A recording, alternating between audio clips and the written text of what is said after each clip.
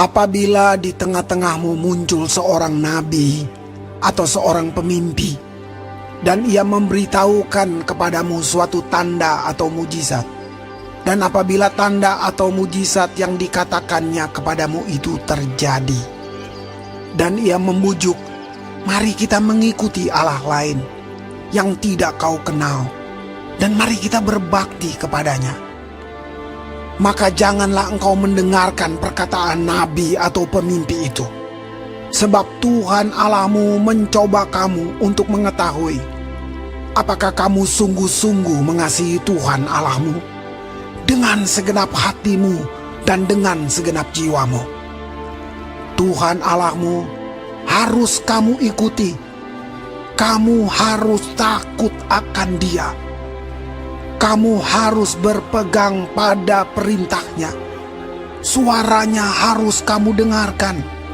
Kepadanya harus kamu berbakti dan berpaut.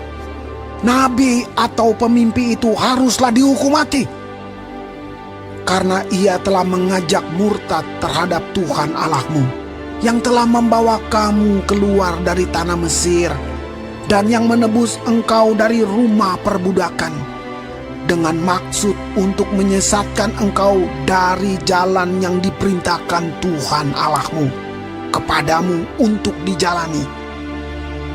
Demikianlah harus kau hapuskan yang jahat itu dari tengah-tengahmu.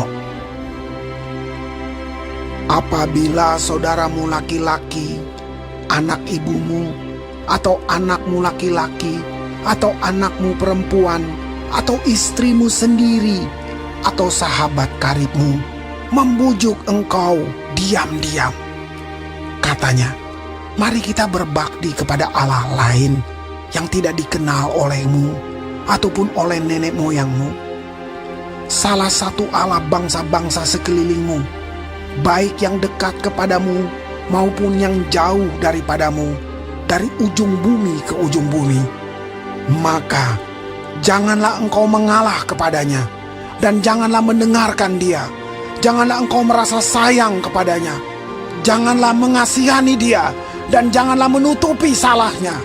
Tetapi bunuhlah dia. Pertama-tama tanganmu sendirilah yang bergerak untuk membunuh dia. Kemudian seluruh rakyat. Engkau harus melempari dia dengan batu sehingga mati, karena ia telah berikhtiar menyesatkan engkau daripada Tuhan Allahmu, yang telah membawa engkau keluar dari tanah Mesir, dari rumah perbudakan. Maka seluruh orang Israel akan mendengar dan menjadi takut, sehingga mereka tidak akan melakukan lagi perbuatan jahat seperti itu di tengah-tengahmu.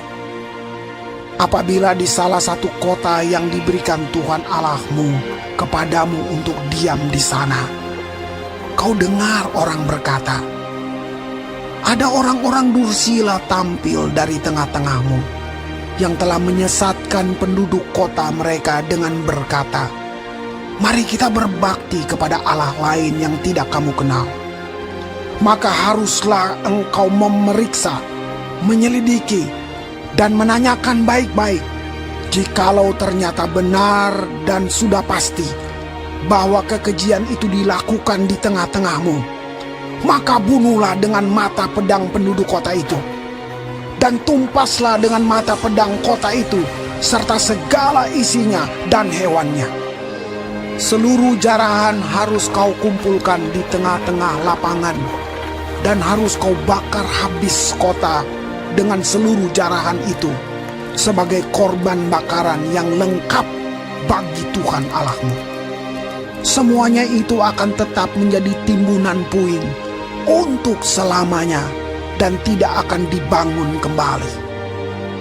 Dari barang-barang yang dikhususkan itu janganlah apapun melekat pada tanganmu, supaya Tuhan berhenti dari murkanya yang bernyala-nyala itu, menunjukkan belas kasihannya kepadamu, mengasihani engkau, dan membuat jumlahmu banyak, seperti yang dijanjikannya dengan sumpah kepada nenek moyangmu. Sebab dengan demikian engkau mendengarkan suara Tuhan Allahmu, untuk berpegang pada segala perintahnya yang kusampaikan kepadamu pada hari ini, dengan melakukan apa yang benar di mata Tuhan Allahmu.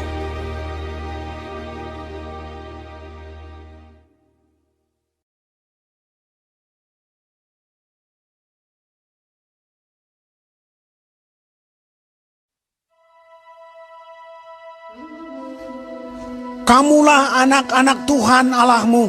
Janganlah kamu menoreh-noreh dirimu ataupun menggundul rambut di atas dahimu karena kematian seseorang. Sebab engkaulah umat yang kudus bagi Tuhan Allahmu. Dan engkau dipilih Tuhan untuk menjadi umat kesayangannya dari antara segala bangsa yang di atas muka bumi. Janganlah engkau memakan sesuatu yang merupakan kekejian.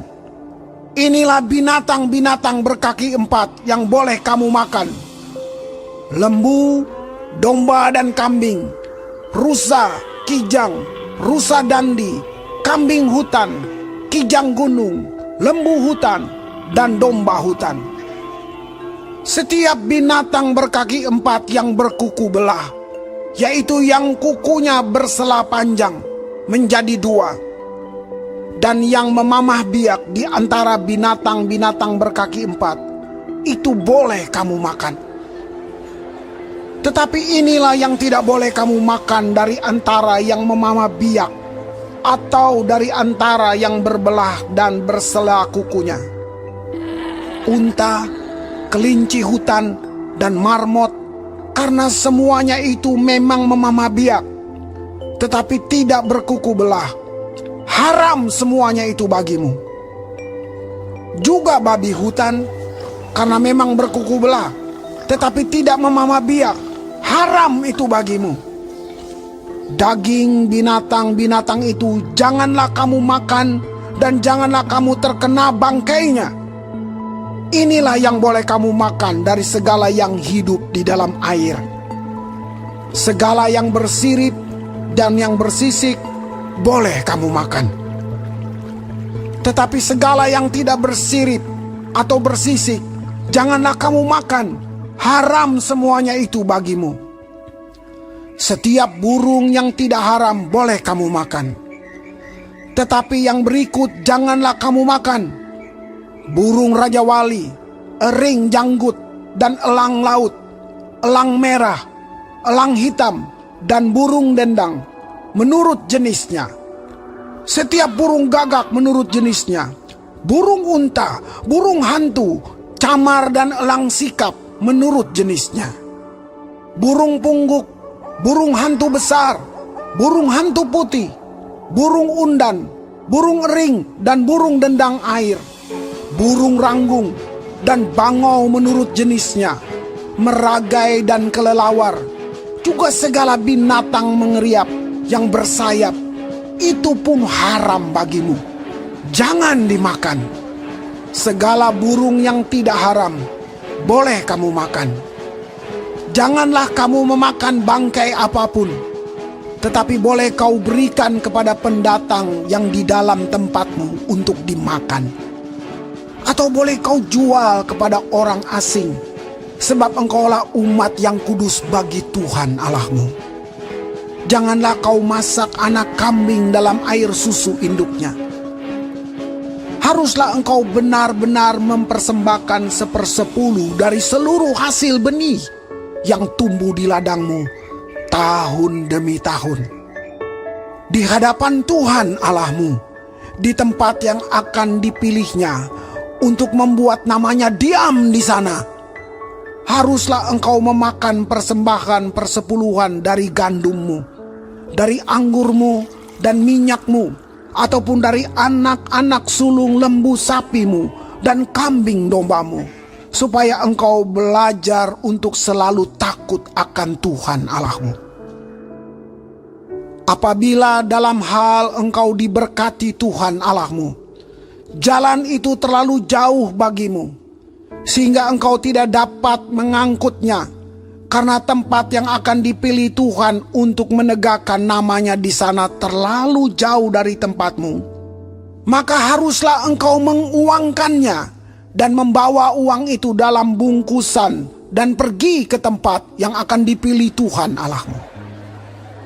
Dan haruslah engkau membelanjakan uang itu untuk segala yang disukai hatimu, untuk lembu sapi atau kambing domba, untuk anggur atau minuman yang memabukkan, atau apapun yang diingini hatimu. Dan haruslah engkau makan di sana di hadapan Tuhan Allahmu, dan bersukaria engkau dan seisi rumahmu. Juga orang Lewi yang diam di dalam tempatmu, janganlah kau abaikan, sebab ia tidak mendapat bagian milik pusaka bersama-sama engkau. Pada akhir 3 tahun, engkau harus mengeluarkan segala persembahan persepuluhan dari hasil tanahmu dalam tahun itu dan menaruhnya di dalam kotamu. Maka orang Lewi, karena ia tidak mendapat bagian milik pusaka bersama-sama engkau, dan orang asing, anak yatim, dan janda yang di dalam tempatmu akan datang makan dan menjadi kenyang, supaya Tuhan Allahmu memberkati engkau di dalam segala usaha yang dikerjakan tanganmu.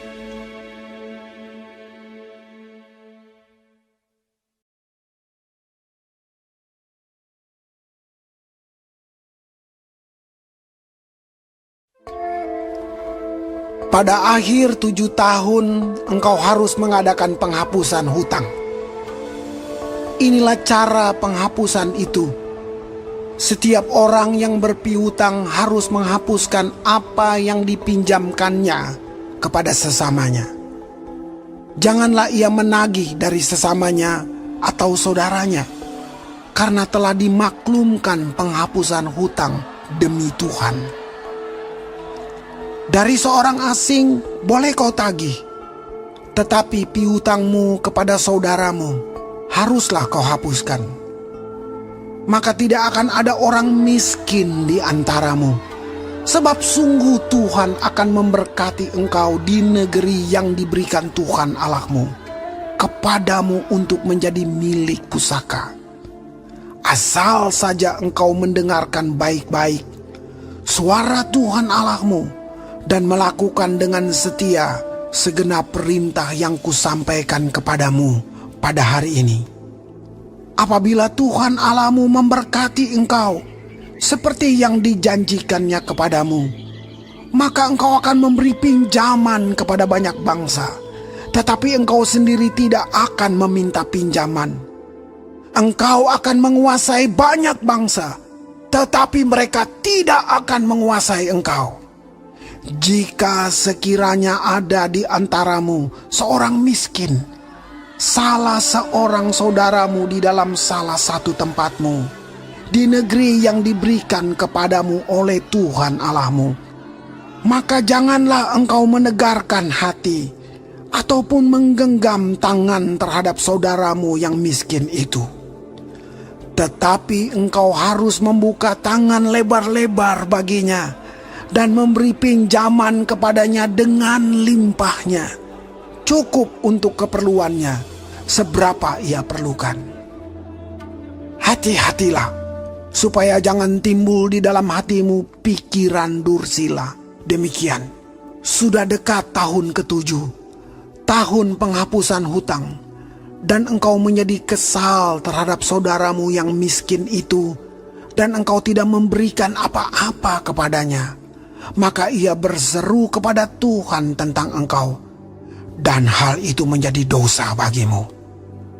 Engkau harus memberi kepadanya dengan limpahnya, dan janganlah hatimu berduka cita apabila engkau memberi kepadanya. Sebab oleh karena hal itulah Tuhan Allahmu akan memberkati engkau dalam segala pekerjaanmu dan dalam segala usahamu. Sebab orang-orang miskin tidak hentinya akan ada di dalam negeri itu. Itulah sebabnya aku memberi perintah kepadamu demikian. Haruslah engkau membuka tangan lebar-lebar bagi saudaramu yang tertindas, dan yang miskin di negerimu. Apabila seorang saudaramu menjual dirinya kepadamu, baik seorang laki-laki Ibrani ataupun seorang perempuan Ibrani, maka ia akan bekerja padamu 6 tahun lamanya. Tetapi pada tahun yang ketujuh, engkau harus melepaskan dia sebagai orang merdeka. Dan apabila engkau melepaskan dia sebagai orang merdeka, maka janganlah engkau melepaskan dia dengan tangan hampa. Engkau harus dengan limpahnya memberi bekal kepadanya dari kambing dombamu, dari tempat penggirikanmu, dan dari tempat pemerasanmu, sesuai dengan berkat yang diberikan kepadamu oleh Tuhan Allahmu. Haruslah kau berikan kepadanya. Haruslah kau ingat bahwa engkau pun dahulu budak di tanah Mesir, dan engkau ditebus Tuhan Allahmu. Itulah sebabnya aku memberi perintah itu kepadamu pada hari ini. Tetapi apabila dia berkata kepadamu, aku tidak mau keluar meninggalkan engkau, karena ia mengasihi engkau dan keluargamu, sebab baik keadaannya padamu, maka engkau harus mengambil sebuah penusuk dan menindik telinganya pada pintu, sehingga ia menjadi budakmu untuk selama-lamanya. Demikian juga kau perbuat kepada budakmu perempuan. Janganlah merasa susah apabila engkau melepaskan dia sebagai orang merdeka, sebab 6 tahun lamanya ia telah bekerja padamu dengan jasa 2 kali upah seorang pekerja harian. Maka Tuhan Allahmu akan memberkati engkau dalam segala sesuatu yang kau kerjakan. Segala anak sulung jantan yang lahir di antara lembu sapimu dan kambing dombamu haruslah kau kuduskan bagi Tuhan Allahmu. Janganlah engkau memakai anak sulung lembumu, dan janganlah engkau menggunting bulu anak sulung dombamu. Di hadapan Tuhan Allahmu, engkau harus memakan dagingnya tahun demi tahun di tempat yang akan dipilih Tuhan, engkau ini dan seisi rumahmu. Tetapi apabila ada cacatnya, jika timpang atau buta, bahkan cacat apapun yang buruk, maka janganlah engkau menyembelihnya bagi Tuhan Allahmu. Di dalam tempatmu boleh engkau, baik orang najis maupun orang tahir, memakan dagingnya seperti daging kijang atau daging rusa. Hanya darahnya janganlah kau makan. Haruslah kau curahkan ke tanah seperti air.